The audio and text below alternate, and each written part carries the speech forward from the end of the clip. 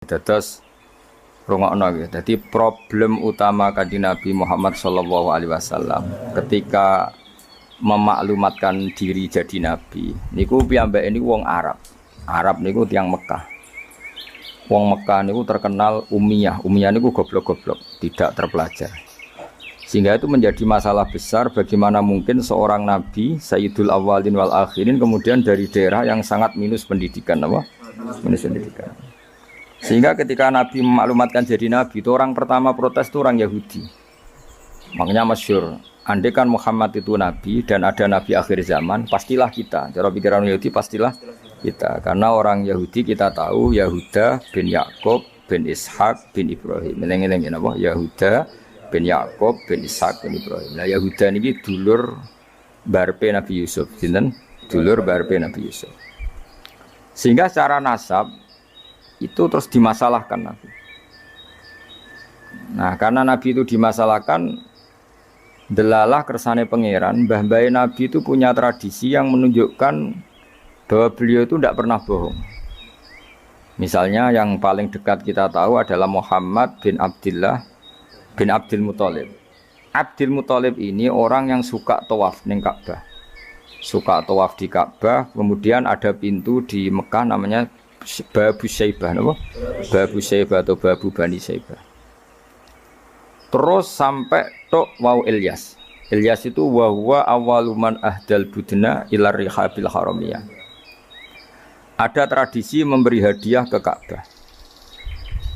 Singkat cerita, Imam Berjanji ini termasuk Sayyid Al-Husaini. Imam Berjanji itu namanya Ja'far bin Hasan Al-Berjanji ini.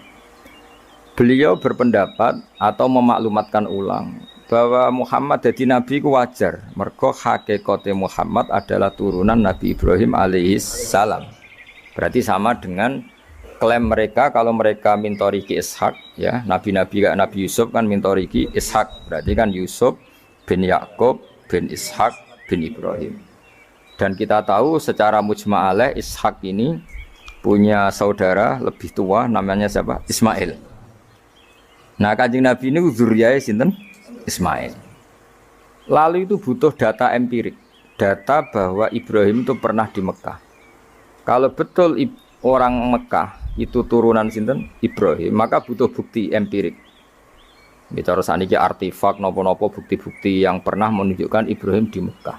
Ini terus dijawab pangeran ketika orang Yahudi meragukan status nasabnya sinten Nabi Muhammad, terus pangeran rangno fihi ayatum bayinatum maqamu Ibrahim, bahwa Ibrahim benar-benar pernah di Mekah. Di situ ada batu yang pernah diinjak Nabi Ibrahim. Jadi makom itu bukan kuburan tapi apa? Sesuatu yang pernah didomisali, ya, atau pernah diinjak. Jadi malah mereka darani makom Ibrahim niku batu yang diinjak Nabi Ibrahim ketika bangun apa? Ka'bah. Ya karena mukjizat terus bekas. Dan bekas itu mulai dulu orang yakin dan pasti itu sisa atau bekasnya kakinya Nabi Ibrahim. Lana Ibrahim nate urip teng Mekah karena sampai bangun Ka'bah. Apalagi dulu bangunnya pasti lama. Berarti mungkin sekali Ibrahim meninggalkan dzurriyyahnya di Mekah. Makanya Quran terus cerita bahwa Ibrahim niku ngendikan ketika mau meninggalkan Mekah, inni askantu min dzurriyyati biwadin ghairi dzar'in inda baitikal muharram. Terus ada kepastian, makanya Quran ayat-ayat itu masih menjawab keraguan orang Yahudi bahwa Muhammad kenapa jadi nabi, dia itu anaknya siapa, turunannya siapa. Padahal di Taurat dan Injil jelas aturan nabi itu zurriyatam ba'duha min ba'd. Enggak boleh nabi turunannya Parlan itu tidak boleh, turunannya Karmen itu tidak boleh, ribet. Apa? Ribet. Nabi itu harus turunan Nabi. Bukan karena Allah itu asobian, enggak. Masyarakat itu lebih ikhlas. Misalnya Nabi, turunannya Nabi, bayi Nabi, hormat kan enak. Bapak wis soleh, bayi soleh, buyute soleh. Misalnya Nabi sebagai Karmen, katokan cekak kan yo bingung. Orang dihormati bapaknya Nabi, dihormati katokan cekak main gaplem. Kan yo bingung. Jadi aturannya harus itu. Loh nak kiai oleh kiai kan enggak maksum, derajatnya kan di bawah. Pemenang kiai maklar tambah oleh soalnya oleh. Ini masalah Nabi apa? Orang yang spesial. Itu harus bapaknya spesial, mbahnya spesial, buyutnya spesial. Nah, Sehingga aturan jadi nabi itu memang harus dzurriyatam ba'duhan. Kalau kiai boleh. Kalau mana maklar tambah boleh. Tapi kalau nabi tidak boleh. Nah, aturan-aturan itu ada di Taurat dan Injil. Makanya yang pertama disoal orang Yahudi, kalau Muhammad nabi itu bapaknya siapa, mbahnya siapa. Dan Sayyid Barjanji ini yang ngarang Barjanji itu kitab yang sangat ilmiah. Makanya kata Mbah Mun, meskipun ada simtuduror, orang itu nggak boleh meninggalkan Barjanji karena kitab madaih yang mamlu'ah bil ilmi itu Barjanji. Tapi yang isek itu simtuduror, ya. Tapi yang tua itu Barjanji. Makanya alhamdulillah kita mbuh piro kadar itu dibaca semua. Meskipun nggak paham semua, soalnya diwaca kabeh. Karena kita yang bisa menjawab tuduhan orang Yahudi Nabi anak Esopo itu kita Barjanji. Barjanji tahu betul kalau masalah utama Nabi adalah anaknya siapa, mbahnya siapa. Makanya beliau ngendikan wa ba'du fa'aqulu wa Muhammad bin Abdillah. Logikanya gampang. Kalau orang modern saja tahu bapaknya siapa, mbahnya siapa, buyutnya siapa, itu artinya nggak ada yang fiktif. Ukuran sejarah fiktif ndak itu ditandai dengan satu kuburan, dua artefak. Itu nggak mungkin nama-nama itu fiktif. Buktinya apa? Di Ka'bah mulai dulu zaman Quraisy ada Babu Bani Saibah. Babu Bani dan Abdul Muthalib namanya itu Saibah. Karena mulai kecil beruban. Jadi kata Saibah itu mulai kecil apa? Beruban. Karena perilakunya terpuji terus orang Mekah darani Saibatul Hamdi, apa? Saibatul Hamdi. Nah, karena dia pernah melayani saudaranya Hashim namanya Muthalib. Ya kita tahu Muhammad bin Abdillah bin Abdul Muthalib bin Hashim. Nah, Hashim ini punya saudara namanya Muthalib, no? Nah, Abdul Muthalib kecil itu pernah derek Muthalib pamannya, ya. Abdul Muthalib kecil, berarti Saibah ini apa? Pernah derek pamannya yang bernama Muthalib. Nah, Muthalib wonge gaya, pasti takoki wong, "Iwa pam, budakku." Nah, sehingga Saibah itu terus diceluk Abdul Muthalib. Ya rodok sial lah sini. Jadi pamannya itu gaya, kan ganteng. Saibah ini ganteng. Kalau jalan-jalan sama pamannya, jenenge sinten? Muthalib. Niku diaku budake. Iki sapa? Abdi budakku. Terus akhirnya jenenge Abdul Muthalib. Dadi wong Arab paham ya. Tapi namanya Saibah, napa? Saibat. Makanya wasmuhu Saibatul Hamd. Mane karo asa iskal, mbaya Nabi ono jenenge Kilab. Kilab maknane asura ngono le mikir jenenge iku Hakim. Ya namanya Hakim. Nah, dulu kalau orang berburu itu melibatkan anjing. Karena sering berburu melibatkan anjing disebut kilab. Jadi maknanya kilab ya orang yang berburu dengan anjing. Ojo kok langsung mbok mani kilab, asu.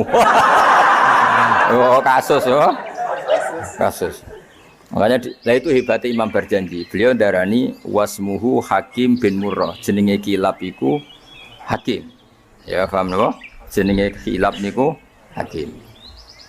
Sebagian ulama darani kilab itu isim sifat. Napa? Jadi kalabayak libu kalban itu anjing sendiri dinamai kalbun itu sebenarnya sudah isim sifat. Bukan alam murtajal ya, tapi alam mangkul ya. Alam apa mangkul? Kalau dalam ilmu nahwu itu alam mangkul. Jadi begini ya, tak terang nahwu ya. Alam itu ada dua, ada alam mangkul, ada alam murtajal. Tapi hampir semua alam itu mangkul sebetulnya. Ya, semua alam tuh hampir semuanya itu mangkul. Mangkul itu satu nama yang diambil dari satu makna dalam kosakata, apa? Dalam kosakata. Misalnya Hamida, Yahmadu, Hamdan, apa? Hamida, Yahmidu, Hamdan atau Yahmadu, Hamdan. Hamdan maknanya pujian, apa? Kemudian Nabi karena orangnya sifatnya terpuji disebut Muhammad, orang yang dipuji. Sehingga nama ini potensi rubah-rubah. Di Taurat itu Nabi gak disebut Muhammad, disebut Ahmad. Di Injil juga disebut Ahmad. Itu tidak masalah karena Hamida Yahmadu ya, saya ulang lagi Hamida Yahmadu. Berarti kalau ingsun Ahmadu, saya muji. Karena Nabi itu orang yang sering muji Allah, menamakan dirinya Ana Ahmadu. Saya ini pemuja Allah. Berarti ana uta ingsun niku Ahmadu muji sapa ingsun Allah ing Allah. Sehingga ketika Nabi misalnya di Injil disebut Farqolit, Munahama, enggak masalah. Selama ini klaimnya orang Yahudi dan Taurat, di Injil Taurat itu enggak ada kata Muhammad. Ya tentu enggak ada karena Injil Taurat itu bahasa Ibrani, no? Di situ disebut Munahama, kadang disebut Farqolit. Tapi maknanya Mahmud atau Muhammad, orang yang dipuji. Paham ya? Makanya hampir semua alam itu mangkul, apa? Mangkul. Nah, pentingnya mangkul itu apa? Kalau suatu saat sejarah itu tidak sama, itu enggak masalah. Karena hakikatnya alam itu rata-rata mangkul. Saya beri sekian contoh ya, semuanya. Misalnya dulu Madinah itu Yasrib, kenapa? Yasrib. Karena ketika orang Ansor merelakan semua hartanya untuk Nabi, saya berkali-kali cerita, Kanjeng Nabi niku datang ke Yasrib, niku migrasinya angkatannya hampir 500 sahabat beserta keluarga. Terus Nabi itu kesulitan karena sahabat si A memberi si B, pokoknya kesulitan ngelola.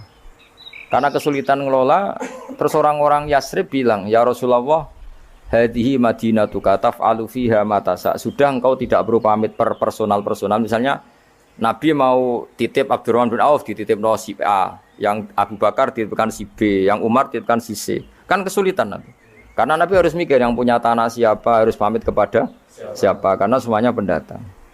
Karena Nabi kesulitan itu, terus orang-orang Yasrib bilang, ya Rasulullah, hadhihi madinatuka taf'alu fiha ma tasa. Sudah ya Rasulullah, ini kotamu, kita semua tidak ikut punya Yasrib, semua ini milikmu, maka terserah engkau. Semenjak itu Nabi terus longgar karena diikrarkan miliknya. Semenjak itu terus Nabi memaklumatkan secara umum siapa saja boleh menempati di Madinah sesuai kadar hajat masing. Nah, semenjak itu diarani Madinatu Rasulullah Shallallahu Alaihi Wasallam. Jadi hampir semua kota itu pasti mangkul. Sehingga ketika kitab Taurat, Injil menamakan itu enggak persis, itu enggak masalah. Misalnya Quran yang paling masyhur, sumya bil Quran ya li annahu makru, karena dibaca, maka sumya Quranan, qara'a yaqra'u Quranan. Tapi Quran juga dikatakan kitab, wal kitabil mubin, karena bentuknya mushaf itu maktub, ada yang ditulis. Artinya melibatkan kitabah, tulisan, maka sumya kitaban. Sebagian disebut lagi Quran itu namanya apa? Mushaf, apa? Karena mushaf itu dari kata sokhifah, ada lampiran, melibatkan kertas. Maka disebut yatslu suhufam mutahhar. Paham ya? Makanya suhufi Ibrahim wa Musa. Jadi melihat itu melibatkan lampiran, sokhifah disebut mushaf. Melihat itu dibaca disebut Quran. Melihat itu melibatkan tulisan disebut kitab. Melihat konsepnya adalah al-fariq bainal haqqi wa bainal batil disebut furqan, pemisah. Melihat fungsinya cahaya disebut nur. Melihat fungsinya Quran menghidupkan jiwa-jiwa yang mati disebut ruh. Wa kadzalika auhayna ilaika ruham min amrina. Sehingga berdipastikan sebenarnya semua nama itu rata-rata itu mangkul, apa? Mangkul. Makanya Nabi sering ngendikan, saya ini punya sekian nama. Beliau menyebut ana Muhammad wa ana Ahmad. Termasuk beliau menyebut wa anal mahi. Saya ini pelebur, penghilang. Yamhu bi al-kufra, dengan saya kekafiran menjadi hilang. Wa anal aqib, saya ini penutup karena saya adalah penutup para nabi. Wa anal hasyir, saya ini hasyir, penggiring, karena nanti semua para nabi digiring di bawah benderaku. Jadi nabi juga punya sekian nama dan semua itu menunjukkan alam apa? Mangkul. Ya, alam apa? Mangkul.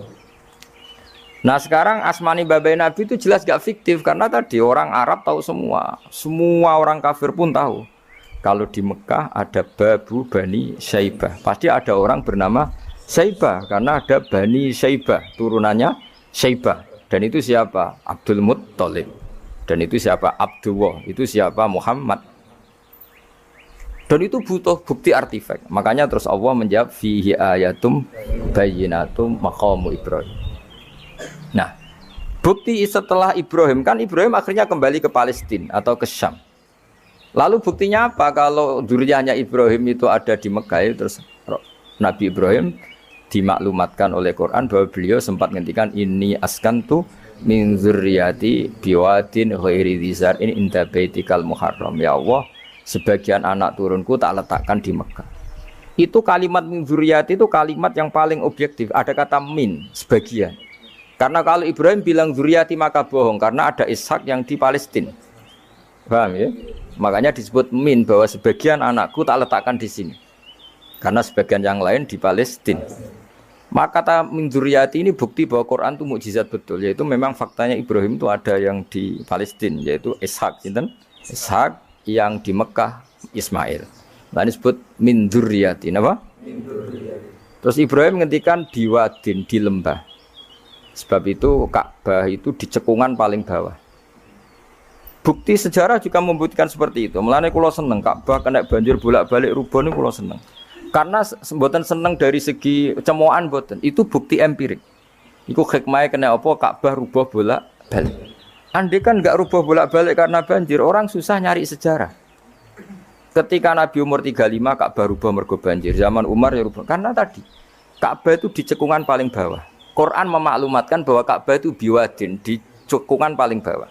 Yaitu ada Jabal Abi Qubais di cekung gunung, Ka'bah paling bawah. Nah karena Ka'bah ini zaman Nabi Adam itu rob wa tumain. Jadi ketika Adam mau haji, tanya sama ya Allah saya harus kemana? Ya sudah ke Ka'bah. Titenane sebuti Gusti, ada rob wa tumain, ada roh wa tumain. Ada cekungan dalam tempatnya air. Itu jenis Ka'bah. Zaman itu belum ada bangunannya, yaitu sudah namanya Ka'bah. Terus Ibrahim sesuai panduan itu bikin bangunan di situ. Bisa kamu bayangkan kan bangunan di cekungan paling bawah di sekelilingi gunung. Kan mesti kegerojok ke air. Makanya setiap banjir itu Ka'bah rubuh. Apalagi ya nggak ada semen, nggak ada terus dilapisi baja, nggak ada dulu. Pasti rubuh. Justru itu bagus. Bagus dari segi bahwa shadaqallahul adzim ketika mengistilahkan Ka'bah itu biwadin. Paham ya? Biwadin. Sehingga sekarang alhamdulillah pemerintahan Wahabi meskipun gitu sampai sekarang Ka'bah itu dari Masjid Haram tetap ke bawah. Ya enggak ya mesti apa?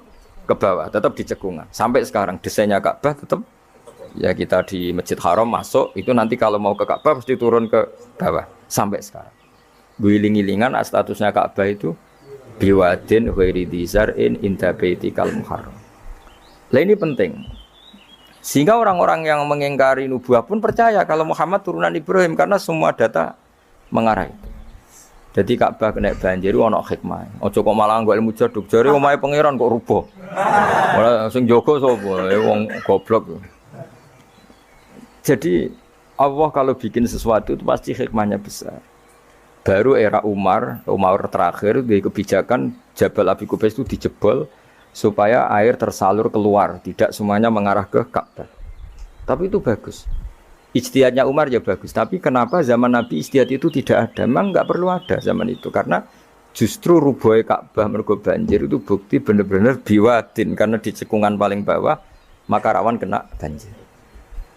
Logika rasionalnya kenapa di situ ada zam-zam? Ya karena logikanya gampang. Secara umum, meskipun Allah itu kuasa bikin mukjizat, tapi tetap ada nilai rasionalitasnya. Apa nilai?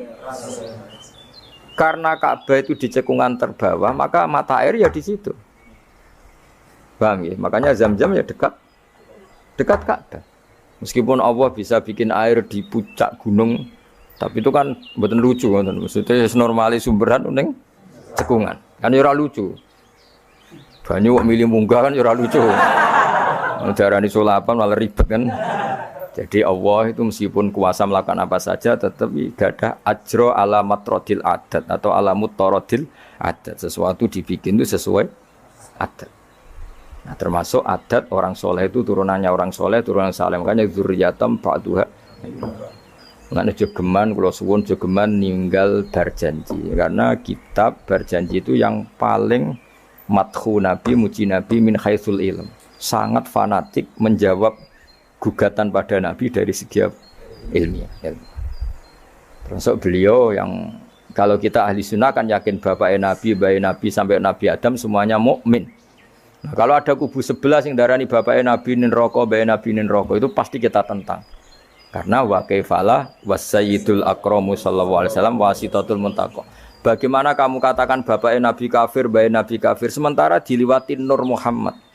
Mosok nur diliwatno barang sing najis. Itu sudah agak ketemu nahlar. Makanya logika yang dibangun Imam Barjani, bagaimana Nur Muhammad yang suci kemudian kamu yakini liwat najis. Yaitu nak bapaknya Nabi kafir, bayi Nabi kafir berarti nur ini liwat suatu sing najis. Nah, itu paradok napa? Makanya Dawi tiba wa kaifala wasayyidul akramu sallallahu alaihi wasallam wasitatul muntaqo. Bagaimana enggak mbah-mbahnya Nabi suci wong itu liwatane nur yang suci. Nah, terus ada beberapa iskal kecil. Iskal kecil misalnya lalu bagaimana dengan sejarah yang populer kalau Azar itu bapaknya Ibrahim. Sementara Azar terkenal kafir. Nah, itu oleh ulama dijawab ketika Nur Muhammad masih di Azhar itu dia belum kafir. Setelah Nur ini pindah ke Ibrahim, berarti Azhar wis melompong tanpa Nur Muhammad. Baru soro kafiron. Baru setelah itu Azhar menjadi kafir. Jadi kafir terlambat kira-kira Azhar. Zaman ditunggani Nur Nabi itu tidak kafir. Paham ya? Pak gue yang mana pondok lu cek apal juz sama sekali mulai wis ora apal. Nah, atau jawaban kedua Azhar dikatakan bapak itu majas. Hakikatnya hanya paman, apa? Paman. Jadi ada jawaban dua ulama ya. Yang satu menjawab apa? Madama Nur Muhammadin fi Azhar itu masih dia Muslim atau mukmin. Ketika Nur Muhammad sudah pindah ke Ibrahim, berarti Azhar kan melompong. Nah ini terus soro kafiron. Atau sebagian ulama jawab Azhar itu paman, disebut bapak itu majas. Tapi jawaban itu menurut saya ada setuju yang normal saja karena nanti Cori Imam Ghazali zalat sikoh bil alfat. Nanti keribetan apa? Orang kemudian nggak percaya dengan lafaz. Karena setelah pada kata bin ikut tenan Torah. Karena ada kemungkinan majas. Kan terus ribet. Makanya banyak ulama yang milih jawaban pertama ya. Mada manurun Nabi fi Azhar itu Azhar belum kafir. Setelah ada intiqalun nur, peralihan nur ke Ibrahim, Azhar baru kafir. Ya itu biasa, itu lebih gampang. Nah, tapi kita tetap yakin bahwa Nabi bapak Nabi ila Adam niku semuanya mukmin. Nah, alasannya apa? Wa kaifala wasayyidul akramu sallallahu alaihi wasallam wasitatuhul muntaqo. Ya sapa sing ngono? Apa tadi wis tukang nyanyi sapa gentenan. Mudah-mudahan genten. Oh, coba lambe. Al-Fatihah wa na'imuha sa'dul liman yusalli wa yusallim wa yubarik alaihi. Bismillahirrahmanirrahim. أبتدئ الإملاء باسم الذات العلية مستقرا فيض البركات على ما أناله وأولاه وأسني بحمد موارده سائغة هنية ممتديا من الشكر الجميل مطايا وأصلي وأسلم على النور الموصوف بالتقدم والأولية المنتقل في الغرر الكريمة والجباه وأستمنح الله تعالى رضوانا يحث العطرة الطاهرة النبوية ويعم الصحابة والأتباع ومن والاه وأستجدي هداية لسلوك السبل الواضحة الجلية وحفظا من الغواية في خطط الخطأ وخطاه وأنشر من قصة المولد النبوي برودا حسانا عبقرية نادما من النسب الشريف إكدا تحل المسامع بخلا وأستعين بحول الله تعالى وقوته القوية وإنه لا حول ولا قوة إلا بالله أدر اللهم وقدره الكريم سديد من صلاة وتسليم اللهم صل وسلم وبارك ganti sobat semua. Alam kok sing nentokno sapa? Allah. Sayyidina Muhammad bin Abdullah bin Abdul Muttalib wasmuhu Syaibah Hamdi Qubidat Fisal Samiyah ibn Hashim wasmuhu Amr bin Abd Manaf wasmuhu Mughirah bin Lazim tamam intifa'u yawmiya ابن قصي واسمه مجمع سيدنا قصي التفاصيل بلاد بضاعة قصية إلى أن عاده الله تعالى الحرم الحق الحرم المحترم صح ما حماه ابن كلاب واسمه حكيم بن مرة بن أبي بن أي بن غالب ابن فهر واسمه قريش وإليه تنسب الركوب القريشية وما فوقه كناني كما جناح إليه الكثير وارتضاه ابن مالك ابن نضر ابن كنانة ابن خزيمة ابن مدركة ابن إلياس وهو أول من أهدى البطن إلى رحال الحرمية وسمع في صلبه النبي صلى الله عليه وسلم أمر الله تعالى ولبى ابن مدر ابن نزار ابن معد بن عدنان وهذا سلك نجمت فرائده بنان السنة سنية ورفعه إلى الخليل إبراهيم أمسك عنه الشارع وأباه وعدناه بلا ريب أن له العلوم النسبية إلى النبي إسماعيل نسبته ومنها بعد به من أجل تعلقت كواكبه الذرية Ayo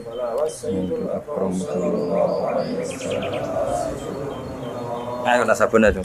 Nasabun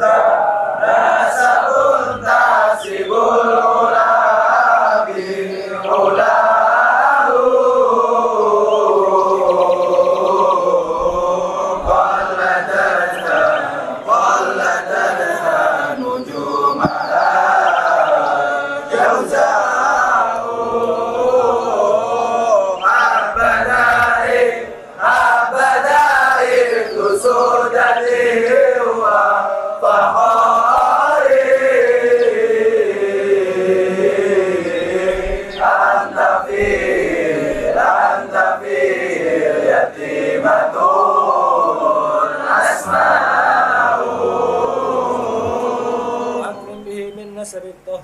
Mohon kula wacarin. Bismillahirrahmanirrahim. Nasabun. Mengke nggih pokoke kula ngawasi badhe Isya namung tiba nggih dabak utawi berjanji supaya golek barokah Rasulullah sallallahu alaihi wasallam kalian kulino seneng bil ilmi napa? Bil ilmi. Karena tadi kita ini sering ngaji Quran yang jelas-jelas Nabi Isa piyambak dimaklumatkan Allah dzurriyatam ba'duha min ba'd. Artinya kita harus memastikan asalnya Nabi itu siapa saja. Terus bukti empirik kalau Ibrahim itu kan orang Palestina. Kemudian orang Mekah ngeklaim kalau turunan Ibrahim kan ono aneh wong jare wong Palestina kok turunane ning Mekah. Buktinya apa? Nah, saiki gampang. Oh, buktinya ono ning imigrasi atau wisata ning Indonesia kan. Kalau zaman dulu kan enggak mungkin bukti seperti itu. Nah, itu dibuktekno fihi ayatum bayyinatum maqamu Ibrahim. Jadi makom itu mriku artine mboten kuburan apa? Jejak Nabi Ibrahim niku injaan kakine sinten Ibrahim. Paham gitu. Terus niku ketok nak berjanji niku ngelem Nabi sing otentik ilmiah. Nak Sayyid Ali sing Al-Habsyi niku isek napa brontone ning Nabi dadi simtut dura. Nah, Diba itu lebih senior antara itu dan itu Diba. Jadi Diba itu ya cerita Nur Muhammad, ya cerita Ishak. Ya penting sebagian mengke kula waos penting sampean iki sono paham lah, nek paham banget ya ora bakat wis pokoke paham wis naris. Kula waca. Nasabun utawi urutane nabi nganti tok Nabi Adam nasabun merupakan nasab. Nasabun nabi napa? Nasabun. Tahsibu kang bakal nyangka sira al-ula ing keluhuran iku bikhulau sebab hiasane nasab iku. Qalladat kang ngerangkai kiladah maknane napa niku? Kalung apa bahasa Indonesia niku pakai apa? Kalung utawa napa? Iku ha, to mriki hu. Umume ha. Qalladat hu napa qalladat ha? Qalladat ingkang ngerangkai. Ha ing al-khula nujumaha. Tegese ing napa bintang-bintangi al-khula apa al-jauza'u lintang jauza. Maksudnya ini satu untean mata rantai hiasan sing ibarat bintang apa? Jauza. Habada bejo banget apa sudatin apa mata rantai kang dadi sayyid kang dadi kehormatan wa fakhorin dadi kebanggaan. Antau te sira fihi fin nasab al yatimatu yatim al asma'u kang terjaga. Maksudnya yatimah itu yatim itu maknanya kan enggak ada kembarannya karena maknanya yatim orang yang sendirian tanpa bapak tanpa ibu. Maknanya kehormatannya Nabi itu enggak tersaingi seperti yatim. Jadi kalau orang Arab darani anta yatimun fis syarab, kamu itu tunggal dalam kemuliaan karena yatim tanpa bapak tanpa ibu. Terus mboten pokoknya yatim sing mriki maksudnya mboten yatim tanpa bapak, yatim tanpa bapak ibu di sini. Wa akrim bidan duh banget mulyane minasabin sange nasab toharo. Ingkang nyucekno ing nasab sapa Allah taala min sifahil jahiliyah saking tradisi zinane wong jahiliyah. Wae sifah iku kosok baline napa nikah. Kalau hubungan suami istri yang resmi disebut apa? Nikah. Kalau kesalahan disebut sifah. Sungguh mulia nasabnya Nabi yang mulai mbah-mbahnya terbebas dari unsur sifah atau unsur zina. Aurada nyritakno urutan iki sapa Az-Zainul Iraqi waridau ing tumekane nasab fi mauridi ilhani ing dalem silsilah sing nyaman al-hani wa rawahu lan riwayat sapa Zain al-Iraqi hu ing hadan nasab. Nah jangan waca teng hafidhul lillahi. Jangan waca. Hafidhul lahu karamatan li Muhammadin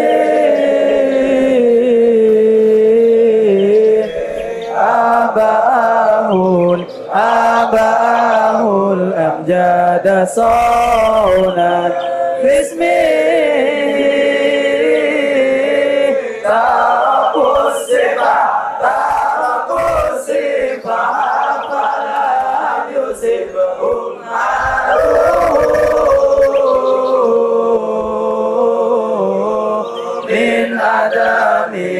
min adami wa ila abi wa ummi. Jadi wow nggih, saya ulang lagi nggih, Nabi itu figur yang spesial dan Nabi ini pasti nanti ngaramkan zina. Ya Nabi ini pasti nanti ngaramkan. Kayak apa susahnya kalau misalnya wong mbam dhewe ngono, buyutem dhewe ngono. Maka supaya tidak seperti itu, abai Nabi terbebas dari zina, mbahnya terbebas dari zina, buyutnya sampai Nabi Adam. Semua mbah-mbahnya Nabi terbebas dari zina. Allah menjaga itu supaya demi kehormatannya Nabi Muhammad SAW. Kan gak kebayang misalnya Nabi ngaramkan nyolong, sembahyang nyolong jambu, kan yo ribet. Kan yo ribet. Paham ya? Terus ribet ya. Paham tak maksudnya? Enggak ada provokator. Kan yo ribet. Nabi nanti itu pasti mengharamkan nyolong. Nyolong apa ae maksudnya. Ya jebule bae. Nyolong kan ribet. Makanya hafidhul ilahu karomatan li Muhammadin abahul amjada saunal ismihi. Jadi bapaknya Nabi, mbahnya Nabi, ibunya semua terjaga dari perilaku yang buruk. Jagani nanti cucunya ini akan mensyariatkan sesuatu yang baik. Nanti kan mesti tercemooh gaya Muhammad anti zina mbahmu ya gitu kan ribet. Gayamu ngaramno nyolong mbah-mbahmu nyolong kan ribet.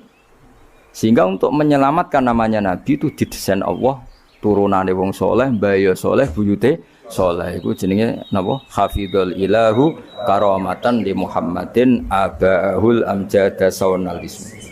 Oh, tadi kena bengak-bengok paham napa? Saya paham ya? Ya lumayan wis. Serau samin ra paham ya ora apa-apa. Bayang Madura takoki.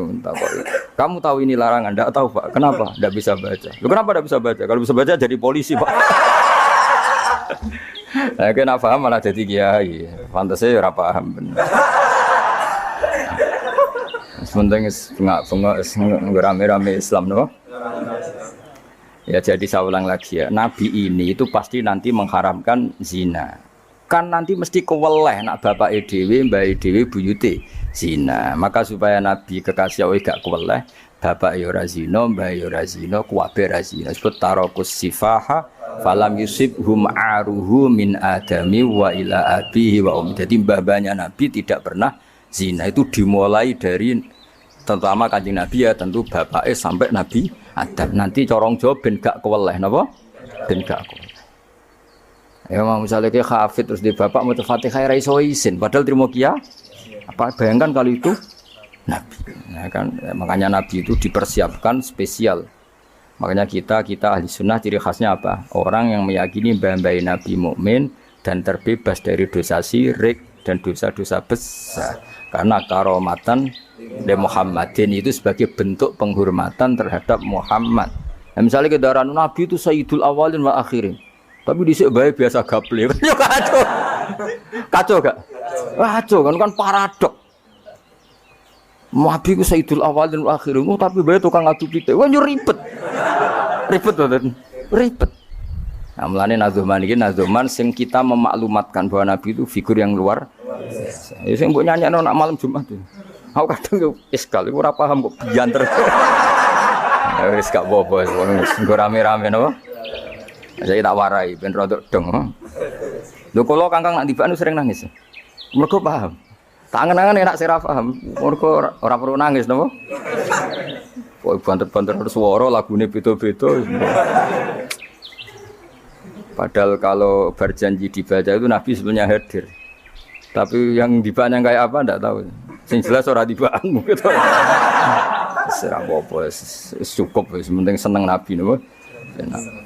Wis Nabi rawuh cek mboten penting seneng Nabi.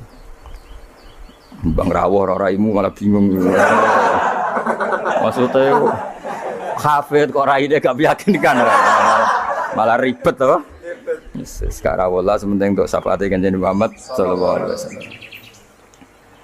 Nanti bahane Habib Umar ben kono dirawi Nabi, tibane Habib tibane wis pokoke rame-rame untuk syafaate wa kanjeng Nabi. Ora sambayang rawuh malah ngel-ngel lho.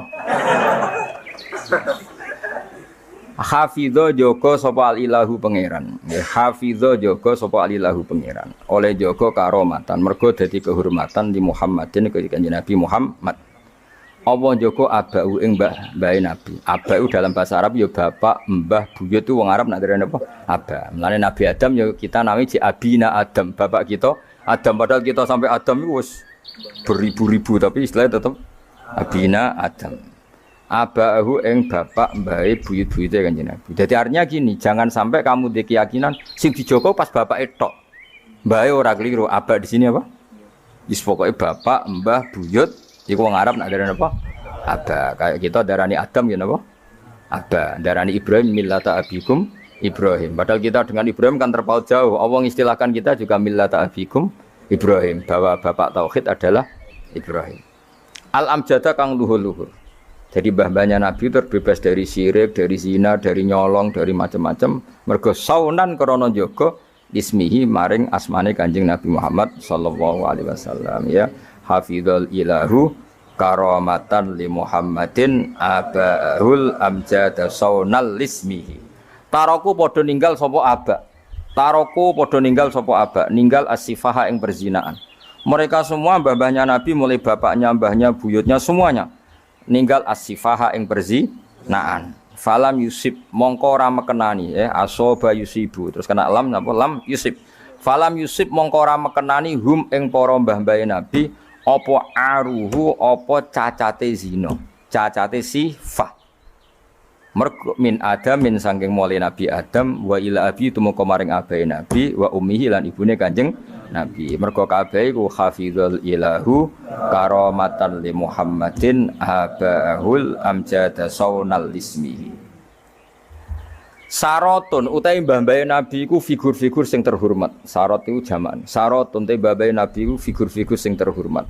Saro kang dadi lumaku apa nurun nubuwati apa cahaya kenabian fi asari rihurorihim ing dalem sir-sire sir rahasia-rahasiane baduk-baduke utawa wajah-wajahe mbah-mbahe Nabi al-bahiyati kang jumlorot. Karena nur nubuwah ini nur, mosok liwat perzinaan. Perzinaan itu kan sangat hina, mosok diliwati nurin nubuwah. Orang yang pernah zina ini orang yang hina. Mosok wong tahu zina sing hina kemudian dilewati nur nubuwah. Iku banget gak pantes ya. Napa banget? Gak pantes ya. Makanya nur nubuwah hanya lewat figur-figur yang tidak pernah zina. Iki jenenge apa? Sarotun saro nurun nubuwati fi asariri ghurarihimul bahiyah. Wa badarolan pertela apa badruhu apa napa purnamane nabi. Apa badruhu apa purnamane nabi fi jabini jadi ing dalam pilingane bae nabi rupane Abdul Muttalib. Artinya ketika sudah dekati lahir nur itu bukan sekedar digannya tapi secara fisik muncul nganti ning napa jabin ning napa iki kuno namane napa begini pilingane Abdul Muttalib wa bihi lan bae Abdul Muttalib rupane Abdillah. Terus kula suwun nggih diantar. Meskipun nanti misalnya ada beberapa teks hadis sing zahire kaya-kaya babe Nabi musyrik. Iku gak penting. Kita takwil apa? Kita takwil. Misalnya gini. Babe Nabi ku ala dini qaumi. Ya ala dini qaumi maknani tradisi napa? Tapi ora sampai dini qaumi sampai babe Nabi melakukan syirik. Paham ya? Jadi misalnya ana riwayat babe Nabi ku ala dini qaumi. Dan kaumnya jahiliyah zaman itu adalah apa? Syirik. Yaitu kita takwil maknanya din itu tatanan apa? Karena din maknanya sebenarnya enggak agama, din itu tatanan. Makanya di surat Yusuf disebut maka naliyakhudha akhahu fi dinil malik illa ayyasha Allah. Din itu maknanya apa? Tatanan. Ya napa? Tatanan. Nah, paham kalau balin malik ya. Kalau ada zahirnya hadis sahih, selama ini dalil Wahabi biasanya kan berdasar hadis sahih. Kalau kita tidak cukup hadis sahih tapi ditakwil atau dimaknai sesuai tradisi mazhab ahli sunnah apa wal jamaah. Karena lafadz tok itu tidak cukup meskipun itu hadis sahih. Ya saya ulang lagi, lafadz tok itu tidak cukup meskipun itu harus ditakwil. Nah cara mentakwil gimana? Kita ini berpikiran secara detail, secara objektif, mosok mbae nabi kafir. Kaya apa ora pantes. Nanti nabi ini orang yang paling anti kekafiran. Nggih, Nabi ini kan orang yang paling anti kekafiran karena diutus menghilangkan kekafiran. Terus kayak apa mudahnya Abu Jahal CS kalau mencemooh? Dia mat penghilangi kafir. Lah itu bapakam kafir. Bam kan ribet apa? Ribet. Lan kok kowe ra hafid kowe nang bapak wis ra hafid. Pokoke penak kowe aman apa? Kenapa goblok lho untuk turunane. Kan lebih gampang apa? Lebih gampang. Mana kalau kan makso sampean ya angel. Yes, tapi yes, menawa ngakhiri nasab napa? Nasab.